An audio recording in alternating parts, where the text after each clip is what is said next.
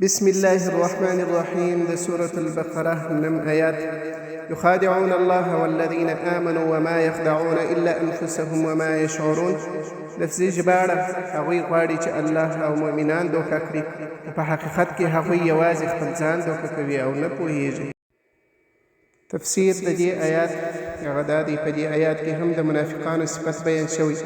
دوی به ځان مسلمان ښکاراوه، داسې فکر یې کاوه چې ګوندې الله او مسلمانان غلط کولی شي، خو دوی نه پوهېدل چې الله د زړونو حال پیژني او مسلمانان به هم وروسته د هغوی د کړنو نه پوه شي.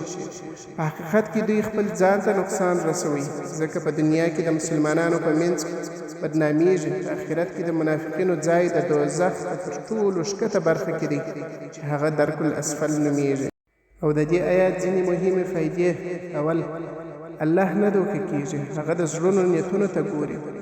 دوهم، څوک چې ایمان یوازې د خلکو لپاره ښکاره کړي خپل ځان تباه کوي. دریم، منافق په حقیقت کې د دوکې ښکار دی، نه د دوکه کوونکي. څلورم، باید ایمان یوازې د الله لپاره وي، نه د خلکو د خوښۍ لپاره. پنځم، دا آیات موږ ته وایي چې د رښتیني ایمان قدر وکړو او له منافقت څخه ځان وساتو.